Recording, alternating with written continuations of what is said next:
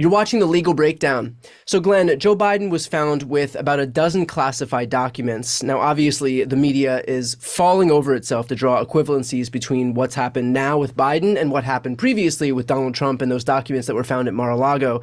So, right off the bat, how is this different from what Trump was found doing with those classified documents? I would say it's as different as night and day. I mean, there is this false equivalency that people are reaching for because, there are some superficial similarities. Joe Biden had some documents he shouldn't have had. Donald Trump had some documents he shouldn't have had.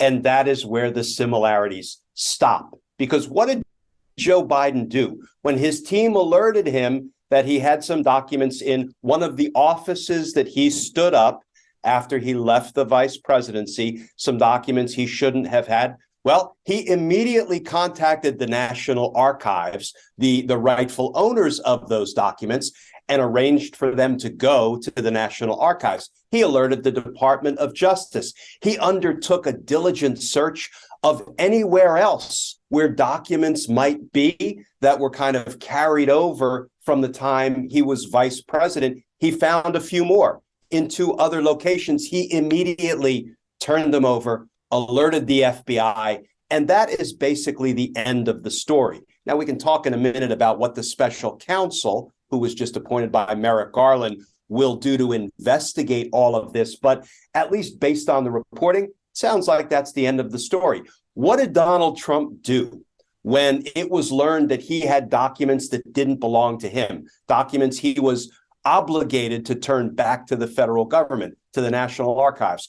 Well, first of all, let's remember, he took probably whatever Joe Biden was just found to be in possession of, he probably took that 1,000-fold, boxes and boxes and boxes of what turned out to be classified documents that he had no right to take.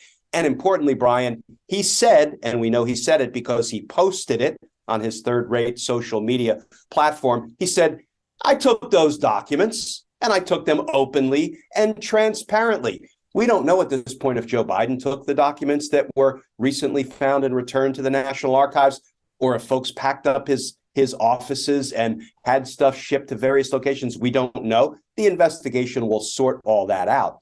But then once it was determined that Donald Trump had documents that didn't belong to him, folks from the National Archives for about half a year or more begged and pleaded and cajoled, please give us back the documents you're not lawfully entitled to possess.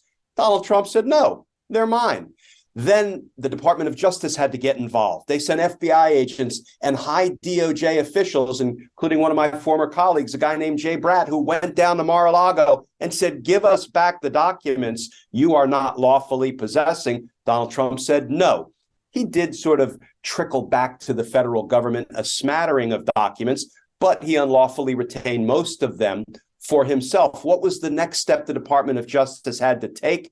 They had a grand jury that was involved in a criminal investigation of Donald Trump's conduct issue a subpoena. That's a court order. Return all the documents. And Donald Trump didn't.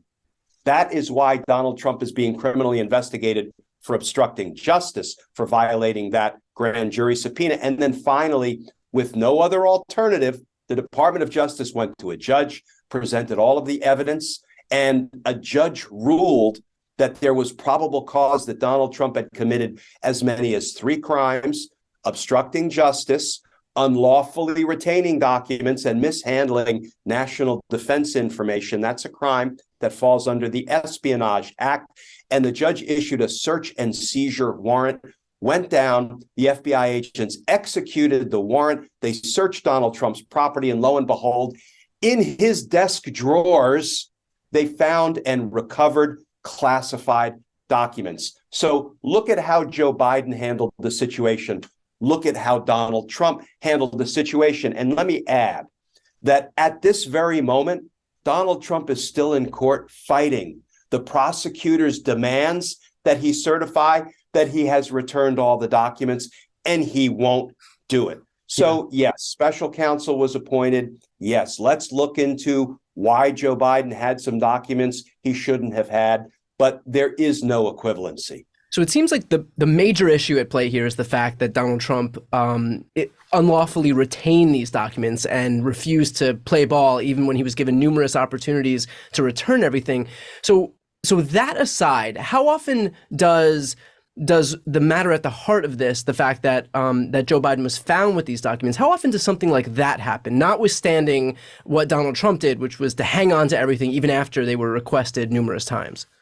Yeah, that's a great question, Brian. It probably happens more often than we know. And the reason I say that is because, listen, when the federal government turns over, in other words, when administrations change political hands, and there are just 1,000 people, I'm not going to say running for the hills, but certainly leaving federal service, packing up their offices, including government documents, and moving them to their private offices. The thing is, it's not that unusual for government documents to be commingled inadvertently, accidentally, mistakenly. And what happens is usually those documents are returned to the federal government, whether they belong at the National Archives or elsewhere. And it's not like there is some database that is amassed and distributed to the public. Let us tell you how many times people, when the administration changed over, took documents that they shouldn't have had. So this is more of a procedural matter than it is a criminal matter. But I guess then that begs the question: is there ever any type of punishment that would be expected for something like this if the procedures are followed, and if he calls National Archives and gets these documents returned as soon as he realizes that he's taken them? There can be administrative punishments or sanctions for people who take classified materials that they weren't entitled to take. Now, if it was accidental, if it was inadvertent, if it was unknowing, well, then there's not going to be any punishment because it wasn't an intentional violation of a rule or a regulation or a law. But you know what? When people are found to have taken classified materials that they shouldn't have, they can lose their security clearance. They can even lose their job. But ordinarily, it's not prosecuted. It's not deemed criminal unless somebody does it with nefarious intent. For example, intending to sell classified information to foreign adversaries, or obstructing justice when they are asked to return them and they refuse. Ordinarily, these are civil administrative kind of matters.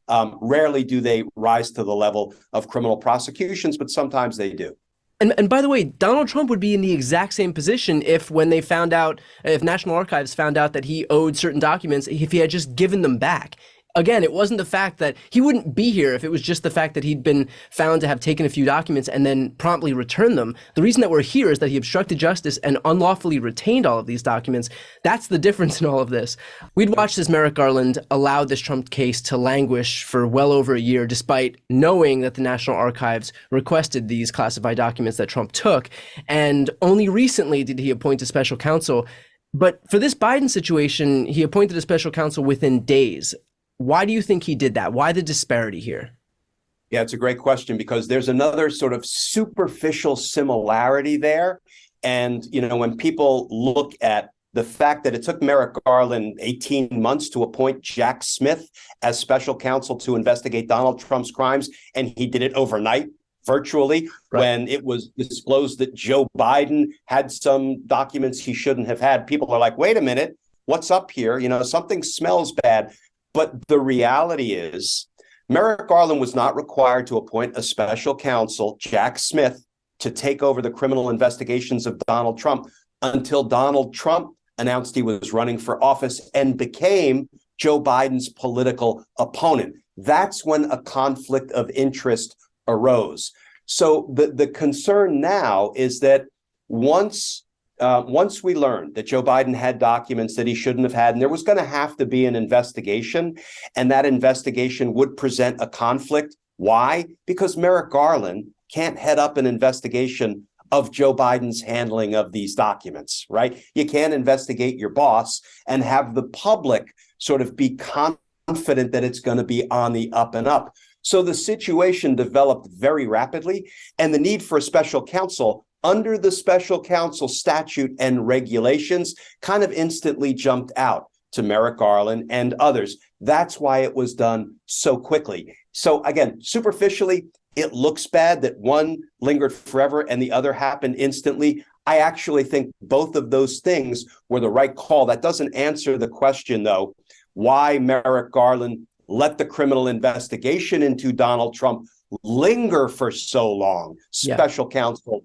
aside, because Jack Smith came on board November 18th, and Brian, he has gone at light speed, casting a wide evidentiary net with subpoenas that should have been issued a year ago by Merrick Garland. When this sad chapter in American history is behind us, we're going to need to do an autopsy on that. Why Merrick Garland slow-walked things for more than a year. Yeah. Well, with that said, on the issue of the special counsel, what do we know about the special counsel that Merrick Garland appointed to oversee these Biden documents? Yeah, so his name is Robert Hur, longtime federal prosecutor. He was first a line prosecutor at the Maryland U.S. Attorney's Office, came over to the Department of Justice, worked his way up to what we call the PADAG, the Principal Assistant Deputy Attorney General. We love our long titles at the Department of Justice. Yeah. So he was the PADAG, and then he was appointed by Donald Trump to be U.S. Attorney at his old office, the Maryland U.S. Attorney's Office. He is a longtime Republican. That's well known. That's been reported, but he is universally well regarded, I think, on both sides of the sort of political divide. So he is the person that Merrick Garland believes is the right person to come in to conduct this investigation of Joe Biden's handling of these classified materials quickly, professionally, and get to a result. I mean, you've been pretty outspoken in terms of Jack Smith's ability to run this investigation into Donald Trump in a nonpartisan manner. We've spoken about how he's, investigated Democrats and Republicans. Do you feel as confident in this special counsel's abilities to act in a way that's, above politics? I do, and primarily because I have a feeling this one's going to be an easy call. Why? Because when Joe Biden's team discovered these documents, they immediately returned them to the National Archives and alerted the Department of Justice. So it feels to me like there's not going to be much there to investigate. The real investigative work will be, okay, how did these things get into Joe Biden's office or Joe Biden's garage, where we found some of these documents were now retrieved from?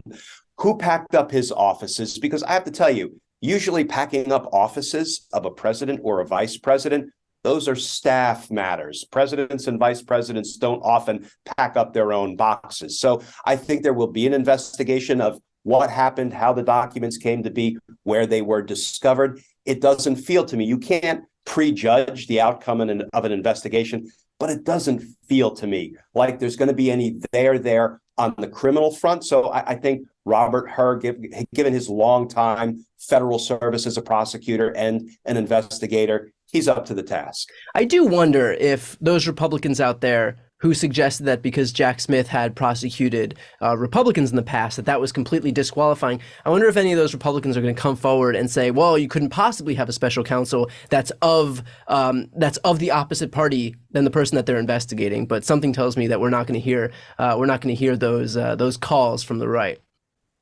Nothing is going to appease the Trump loyalists. They're always going to find a way to make baseless, specious arguments, assuming that the investigations uncover any wrongdoing by Republicans. Yeah. All right. Well, there's obviously going to be more to follow on this story in particular. I know that this is pretty much taken over the news right now, so that's why I thought it was important to cover this today and kind of bring to light a lot of the facts about this, because, obviously this kind of thing, it's so easy to draw these false equivalencies, and that's pretty much the vast majority of what we've seen online. So, Glenn, thanks for the information. If anybody watching wants to catch more legal news, make sure to follow both of our channels. The links are right here on the screen. I'm Brian Tyler Cohen. And I'm Glenn Kirshner. You're watching The Legal Breakdown.